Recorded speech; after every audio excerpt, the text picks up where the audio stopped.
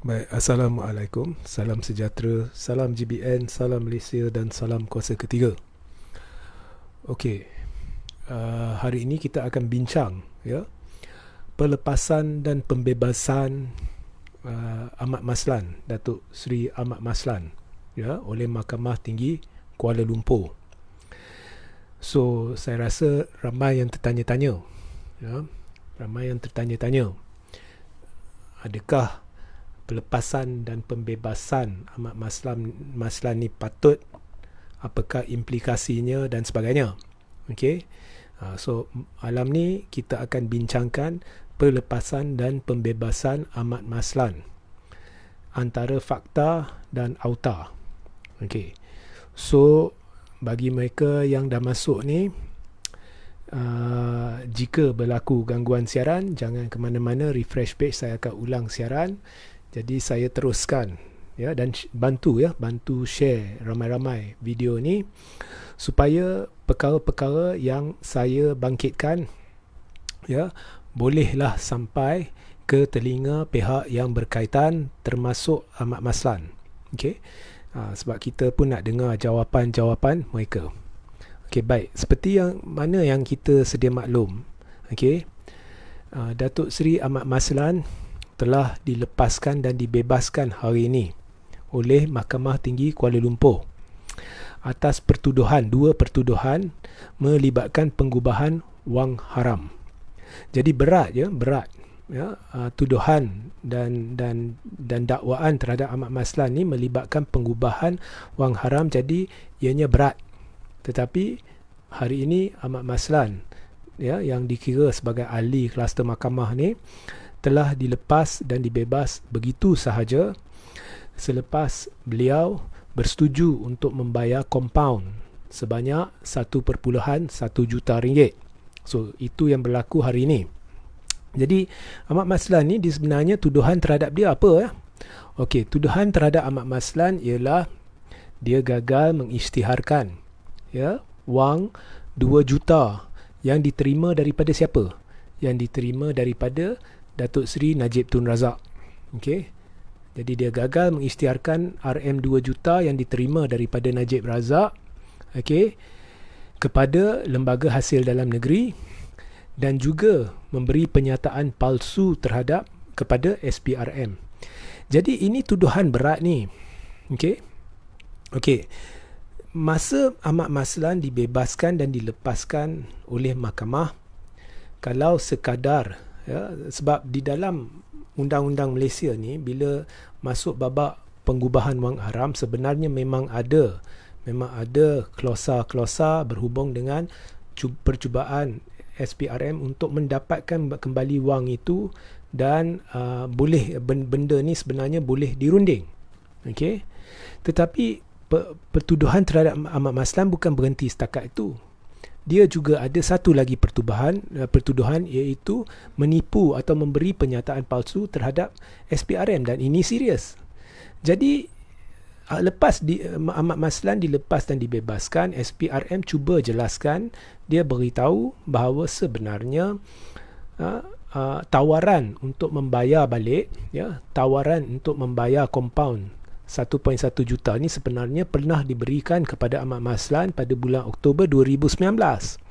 Tapi pada ketika itu Ahmad Maslan menolak tawaran itu. Dia menolak tawaran itu, okey, atas alasan dia hendak lawan kes. Ya, dia hendak lawan kes. Mungkin Ahmad Maslan rasakan diri dia tak bersalah, jadi dia nak lawan kes. Jadi dia mengaku tak bersalah dalam mahkamah. Okey, so ini menurut SPRM lah, kita tak tahu benar atau tidak.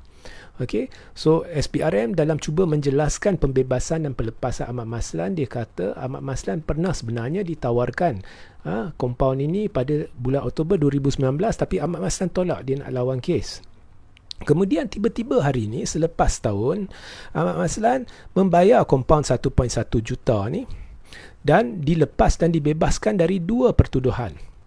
Okeylah, pengubahan, kalau dibayar kompaun ni sebenarnya adalah untuk bersangkut paut dengan kes pengubahan wang haram 2 juta. Okey, dia bayar kompaun ni, maka tuduhan dia tidak mengisytiharkan dana 2 juta yang diterima dari Najib tu buang. Bagaimana pula dengan memberi kenyataan palsu terhadap SPRM? Compound ni sebenarnya mana dalam undang-undang ya SPRM ya boleh dikenakan compound begini dan boleh bebas dan lepaskan seorang yang didakwa telah memberi kenyataan palsu terhadap SPRM. Ya. Compound tu kalau kita ada gubahan wang haram, wang yang hilang, kemudian kita nak tuntut kembali, jadi kita masuk satu perjanjian dengan si tertuduh tu untuk selesaikan kes dengan memberi compound. Itu saya faham. Tetapi bagaimana dengan pemalsuan, memberi kenyataan palsu kepada SPRM? Jadi di situ timbul tanda tanya sebab sudah ada misteri di sebalik pelepasan dan pembebasan Ahmad Maslan. Ya. So itu satu. So sebelum saya sambung, share ramai-ramai sebab hujah ni penting. Ahmad Maslan kena jawab. Okey. Bayar compound, saya ulang ya, bayar compound 1.1 juta itu untuk selesaikan kes gubahan wang haram. Tak ikhtiar dana 2 juta. Bagaimana pula dengan memberi kenyataan palsu pada SPRM? So dia pakai undang-undang mana tu? Okey, itu satu. Keduanya, kalau kita selak ya, page-page Facebook, media, mana-mana media yang membawa berita Ahmad Maslan ni, cuba kau baca beribu-ribu ya komen netizen. Netizen ni tengah marah. Kes ni telah menimbulkan kecurigaan, rasa syak netizen berhubung pembebasan dan pelepasan Ahmad Maslan. Ya, daripada tuduhan-tuduhan netizen ini memang dah nampak dah. Ya, Perdana Menteri UMNO sedang membantu ya. Itu persepsi netizen kepada kemarahan sebab banyak sangat kes yang dilepas dan dibebaskan semenjak kerajaan pimpinan Pakatan Harapan diruntuhkan ni memang dibanjirilah di ruang-ruang komen ni. Jadi ini menandakan persepsi yang telah ditimbulkan. Jadi sudah pasti UMNO dan Ahmad Maslan tahu sekiranya Ahmad Maslan dia terima untuk bayar compound ni, ia akan membawa padah kepada UMNO. UMNO dah sedia terganggu gugat. Keadaan sokongan Melayu Islam terhadap UMNO ni amat teruk. Ya, disebabkan faktor-faktor yang telah saya jelaskan di dalam live semalam. Jadi rajin sikit scroll ke bawah dan rujuk live semalam. Ya, live petang semalam pukul 3 petang. Ya, dan rujuk live tersebut untuk penjelasan saya. Jadi teruk sokongan dia. Jadi dah dekat nak pilihan raya ni, tiba-tiba Ahmad Maslan dia tarik kes ni. Benda ni akan mengganggu gugat UMNO. Kalau kita lihat dari sudut persepsi rakyat pun dah nampak jelas dah. Kira hampir semua mencaci, mencela, mempersoal ya tindakan membebas dan melepaskan Ahmad Maslan. Jadi sebenarnya kalau Ahmad Maslan dengan UMNO peka benda ni, dan kalau Ahmad Maslan begitu yakin dia boleh menang kes, sampai pada bulan Oktober 2019 kononnya beliau tidak menerima tawaran nak bayar compound, mengapa tiba-tiba dia boleh setuju bayar compound? Kalau dah tahu kalau saya bayar compound, orang akan tanya, bukankah dulu kau yakin? Mengapa tiba-tiba tak yakin boleh menang kes? Ya. Jadi sudah timbul syak bahawa Ahmad Maslan tahu bahawa kes tu dia tak boleh menang sebab hujah-hujah pendakwaan terlalu kuat. Jadi dia setuju bayar compound. Ya. Sebab orang mengsyaki, sebab apa? Saya pun mengsyaki sebab Ahmad Maslan seorang pemimpin yang berkait dengan kluster mahkamah, yang rapat dengan kepimpinan utama UMNO. UMNO dalam keadaan teruk. Mereka tidak akan ambil risiko yang boleh menyebabkan prestasi UMNO terganggu gugat. Jadi kalau Ahmad Maslan benar-benar yakin dia boleh menang kes, dia tidak akan bayar compound ni. So dari situ sudah timbul syak bahawa benda ni memang dah nampak Ahmad Maslan dah nampak dia bersalah. Okey. Ketiga, yang lagi pelik, tak sampai sejam selepas berita pembebasan dan pelepasan Ahmad Maslan ni diwar-warkan oleh media ya, Najib buat posting di Facebook. Okey. Najib cuba mempertahankan Ahmad Maslan, dan hujah yang diberi oleh Najib ni cukup cacat, cukup memperdaya rakyat. Okey, hujah Najib adalah kes-kes mahkamah ni biasa lazimnya dia akan makan masa yang panjang. Ya. So makan masa yang panjang, perbicaraan dan sebagainya, dan kemudian kalau kalah kes dia akan masuk rayuan, dan benda ni boleh bertahun-tahun. So benda ni akan melibatkan kos guaman yang tinggi, kata Najib. Jadi Najib kata ada logiknya Ahmad Maslan bayar 1.1 juta sebab kos guaman tinggi. Saya nak sedarkan anda tentang mana kecacatan dalam hujah Najib. Pertama sekali, takkan benda ni Ahmad Maslan tak tahu pada bulan Oktober 2019 apabila dia ditawarkan untuk bayar kompaun. Takkan pada masa, kalau benarlah pertimbangannya kos guaman, takkan pada masa tu tak pertimbangkan. Yang kedua, Najib lupa. Najib ni dia sebenarnya seorang pemimpin yang dah lama dalam bidang politik ni. Benda yang saya nak sebutkan ni dia tahu, iaitu jika Ahmad Maslan menang kes, maka boleh dituntut dari pihak pendakwaan untuk membayar kos-kos guaman. Maka Ahmad Maslan tak payah keluar duit, atau kalau dah keluar pun akan dapat balik. Jadi hujah Najib cacat. Dia beri hujah yang seolah-olah cuba mencari alasan bagi mengelirukan rakyat. Oh, Ahmad Maslan logik dia bayar kompaun sebab kos guaman tinggi. Tapi Najib lupa beritahu, jika Ahmad Maslan yakin dia boleh menang kes dan dia betul-betul menang kes, pendakwa dia boleh tuntut dari mahkamah, pendakwaan perlu bayar kos guaman dia. Sebab yang bawa kes tu, yang susahkan dia pendakwaan. So dari situ anda semua perlu bertanya kepada Najib, macam mana Najib, seorang yang berpengalaman dalam bidang politik ni, boleh terlupa beritahu perkara ni kepada orang.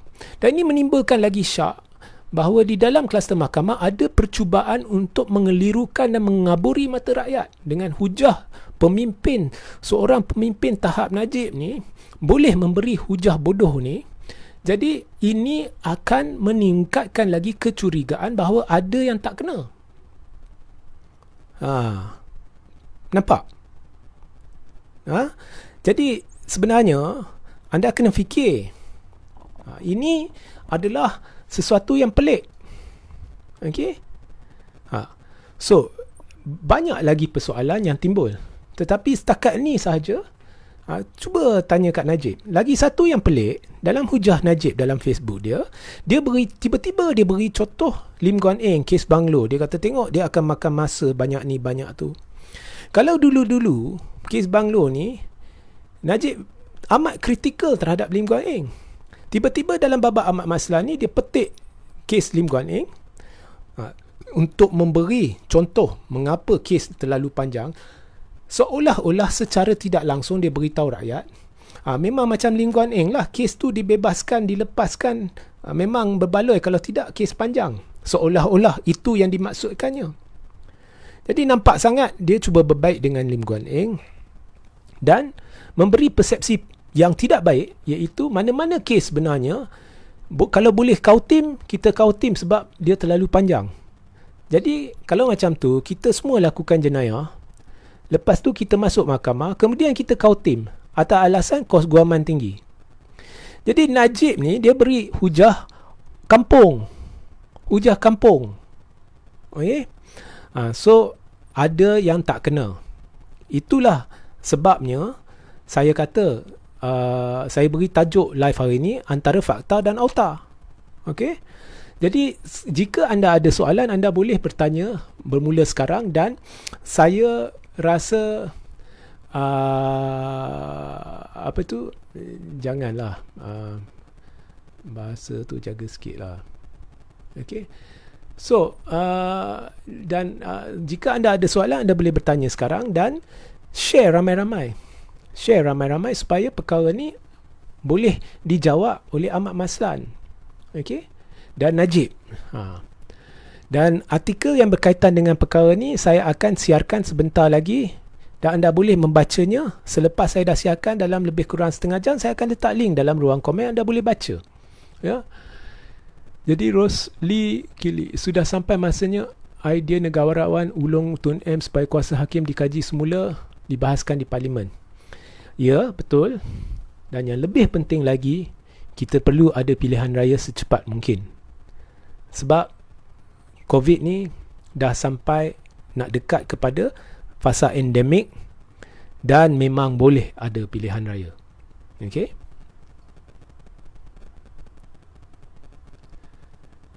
Lepas ini Muhammad Royfian bin Tusin. Lepas ni akan lepas lagi Najib dan Zahid ke? Saya tak tahu.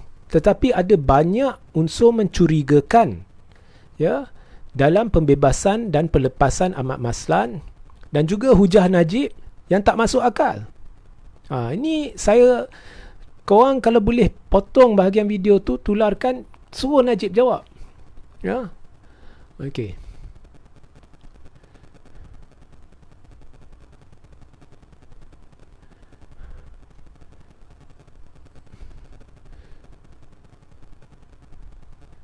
Tengku pun dah keluar. Saya ada soalan, bagaimana UMNO tanpa Tengku? Jadi Tengku Razali Hamzah belum keluar lagi, tetapi anda boleh rujuk live saya semalam, scroll ke bawah, rajin sikit, scroll ke bawah. Saya minta semua orang, ya, rajin scroll ke bawah. Dan terima kasih, ya Kamarul, terima kasih.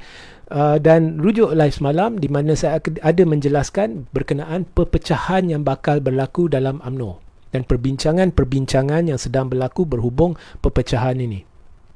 Ya. Muhammad Syamri Makno, agak-agak pilihan raya ni bila RJ? Saya tak pasti, tetapi yang saya tahu kluster mahkamah sedang menekan untuk pilihan raya seboleh-bolehnya diadakan sebelum hujung tahun ini. Ya. Okey. Abu Ali, selagi PRU 15 tak diadakan, negara Malaysia diambang bahaya.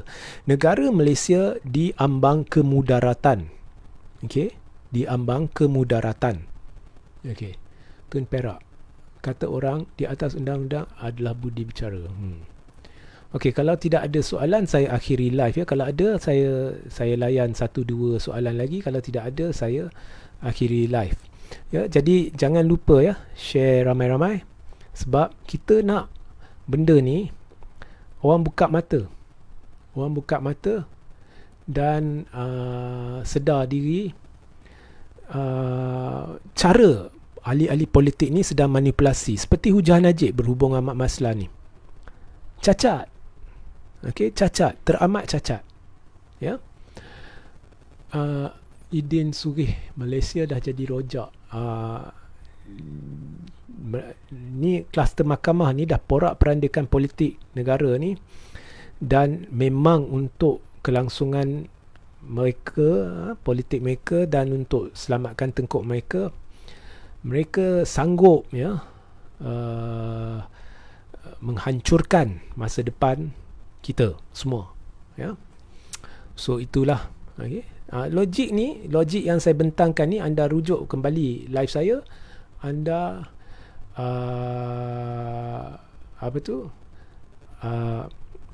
rujuk kembali, selidik kembali, dan kemudian anda tularkan. Abdul Majid, penyebuklah kau RJ. Jadi Abdul Majid, kalau rasa berat nak lihat live saya, mengapa lihat? Ya? Mengapa lihat? Dan sekadar menghina, kan, tak ada maksud. Nak berhujahlah macam saya berhujah. Kalau sekadar menghina, orang baca sendiri, orang akan menilai anda sendirilah. Okey.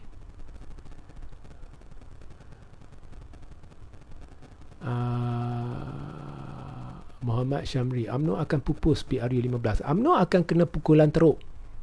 Okey, tapi masalahnya UMNO juga akan mencalonkan ramai calon bebas, banjiri calon bebas untuk pecahkan undi kuasa ketiga. So saya dah bertanya berulang kali, blok kuasa ketiga branding dia mana? Benda ni kena buat cepat. Okey. last question lah. Muhammad Rofian, ahli politik ada kuasa ke masuk campur urusan mahkamah? Okey, ada kuasa ke, tak ada kuasa ke? Tanya balik ahli politik lah.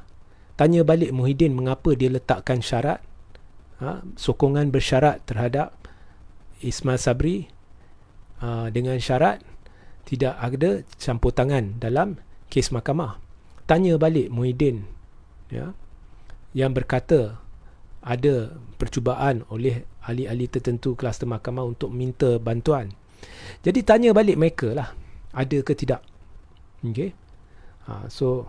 Dan mereka sendiri sedang membincangkan. So kami janji kami tidak ingin bantuan. Jadi bila anda kata, ya, kluster mahkamah kata mereka tidak ingin bantuan, mereka tidak akan minta bantuan, secara tidak langsung mereka sendiri sedang mengaku, ya, memang ahli politik boleh membantu tetapi kami tidak ingin bantuan. So mereka sendiri secara langsung dan tidak langsung telah mengaku bahawa memang boleh ada campur tangan. Ya? Okey. Nur Isyam Ramlan, mungkinkah PM Ismail Sabri akan guna pengaruh membuang kes Najib? Saya tak tahu, tetapi tingkah laku Ismail Sabri sudah menimbulkan banyak kecurigaan. Sebelum dia dilantik menjadi Perdana Menteri pun, dalam tempoh 2-3 hari ada petition, ya, yang sampai lebih 500,000 rakyat menandatangani petition tu menolak dia sebagai Perdana Menteri. So dari situ kita boleh lihat tahap kebencian orang, tahap meluat orang yang tunggu je pilihan raya. Okey, itu sahajalah. Okey, jadi bantu share ramai-ramai dan sehingga kita berjumpa di lain masa. Assalamualaikum, salam sejahtera, salam GBN, salam Malaysia dan salam kuasa ketiga.